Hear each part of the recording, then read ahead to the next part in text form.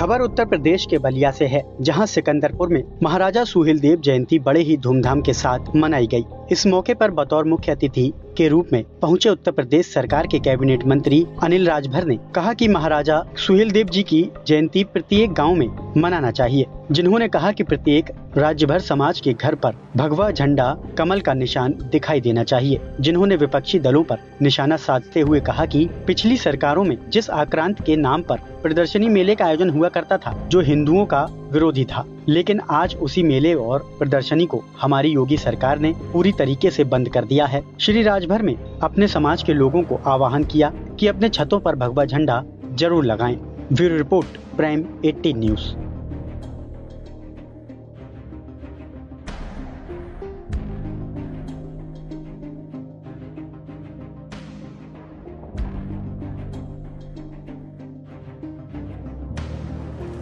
योगी आदित्यनाथ जी की सरकार आज देश के माननीय प्रधानमंत्री जी मोदी जी के मार्गदर्शन और आशीर्वाद में आज उत्तर प्रदेश की योगी आदित्यनाथ जी की सरकार ने जो फैसला किया है, उस फैसला का अभिनंदन आज सिकंदरपुर के इस मंच से मैं करना चाहता हूं। अभी कुछ दिन पहले सैयद सलार मसूद गाजी, ये कौन है जिससे महाराजा सुहेलदेव राजभर की लड़ाई हुई, जिससे राजभरों की लड़ाई हुई, जिसको इस देश में जिससे लड़ने की हिम्मत किसी के अंदर नहीं थी। इतना क्रूर था और इतना बलवान था, इतनी बड़ी फौज उसके साथ थी कि उससे लड़ने और भिड़ने की हिम्मत किसी के अंदर नहीं होती थी। सैयद सलार मसूद गाजी के नाम पर संभल के अंदर लगने वाली प्रदर्शनी और लगने वाले मेला को योगी आदित्यनाथ जी की सरकार ने आज प्रतिबंधित कर देने का काम किया है, उसको उस पर रोक लगा देने का काम किया। तुम्हारे 33 करोड़ देवी देवता तुम्हारा भला नहीं कर सकते, तो वो हिंदू धर्म की को मानने वाली हमारी मां बहन की इज्जत से के साथ खेलने वाला और लाखों हिंदुओं की गर्दन काटने वाला एक आक्रांता तुम्हारा भगवान हो सकता है क्या? वो तुम्हारा भला कर सकता है?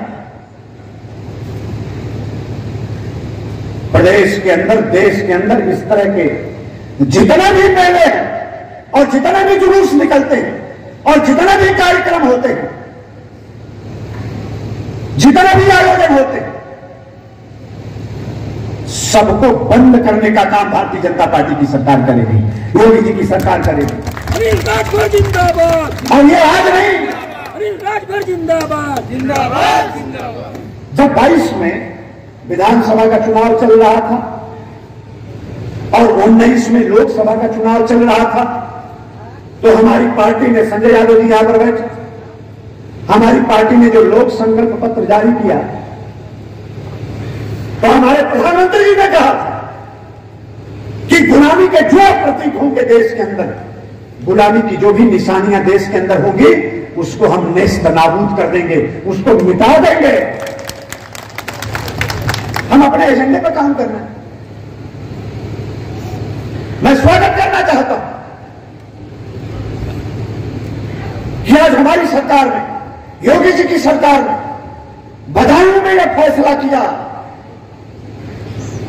कि सैयद सलार मसूद के नाम पर लगने वाला मेला और प्रदर्शनी प्रतिबंधित किया जाता है। अब यहां कोई मेला नहीं लगेगा, कोई प्रदर्शनी नहीं लगेगी उस आक्रांता के नाम पर। मैं योगी आदित्यनाथ जी की सरकार का स्वागत करता हूं, अभिनंदन करता हूं और सभी राजभर समाज के लोगों से कहना चाहता हूं, सभी हिंदू धर्म को मानने वाले लोगों से मैं निवेदन करना चाहता हूं, सभी राष्ट्र भक्तों से मैं कहना चाहता हूं, मां भारती में श्रद्धा और आस्था रखने वाले सभी लोगों से मैं निवेदन करना चाहता हूं कि इस फैसले का स्वागत होना चाहिए, स्वागत होना चाहिए। हमारी जो परिषद के विद्यालय हैं, आज उनका कायाकल्प हो गया है। 17 से पहले गरीब का बच्चा जब जूनियर हाई स्कूल में जाता था, प्राइमरी पाठशाला में जाता था, तो टाट लेके जाता था, बोरा लेके जाता था बैठने के लिए। उसको बैठने का स्थान नहीं था, कहीं कहीं पेड़ के नीचे पढ़ाई होती थी। लेकिन आज हमारे परिषदीय विद्यालयों में टाइल्स लग गए, पंखा लग गए, शौचालय की व्यवस्था हो गई और हमारे विभाग ने आज श्रमिकों के बच्चों को पढ़ने के लिए हमने अटल आवासीय विद्यालय बनाया है। और मैं आप सभी लोगों से कहूँगा कि एक बार अटल आवासीय विद्यालय आप लोगों को जाके देखना चाहिए। मेरा दावा है इस देश के अंदर हमारे अटल आवासीय विद्यालय की तुलना में कोई नवोदय विद्यालय आपको देखने को नहीं मिलेगा, कोई सैनिक विद्यालय नहीं आपको देखने को मिलेगा, कोई प्राइवेट विद्यालय आपको देखने को नहीं मिलेगा। अभी हमने हर मंडल पर एक बनाया है, अब हम हर जिले पर एक बनाने जा रहे हैं। अटल आवासीय विद्यालय किसको पढ़ने के लिए? गरीब और मजदूर के बच्चों को पढ़ने के लिए। व्यवस्था क्या है? बच्चे का दाखिला एक बार हो गया तो सारी की सारी जिम्मेदारी हमारे श्रम विभाग की होती है, सरकार की होती है, माँ बाप से कोई लेना देना नहीं है। और मुझे हर्ष है, गर्व है आपको बताते हुए कि 2 सत्र हमने चलाया है और हमारे 18 छात्रों का चयन इसरो के लिए हुआ है। जो हमारे श्रमिक के बच्चे हैं उनको पढ़ाने के लिए जो सरकार ने व्यवस्था की है और हमने 2 सत्र अभी चलाया है। परिणाम है कि 18 छात्र हमारे इसरो के लिए चयनित हुए हैं, इसरो में जा रहे हैं। सर, अभी सारी व्यवस्था करने के बाद परिषदीय विद्यालयों में नामांकन क्यों बढ़ रहा है? नामांकन बढ़ रहा है। आप लोगों को गलत सूचना है। और तो मैं कह रहा हूँ बढ़ रहा है, आप कह रहे हैं घट रहा है। तो आप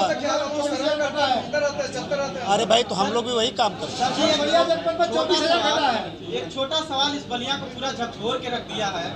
या मीडिया हो या शासन प्रशासन हो या नेता लोग हैं, किसी का भी घर सुरक्षित नहीं है। अभी नगरा में देखा जाए कि जो एक कांड हुआ है, इस पे हमारे शासन प्रशासन के लोग किस तरीके से अपने कदम को उठाएंगे? नहीं, देखिए, नहीं, वो पूरी बात हम लोगों के ध्यान में है।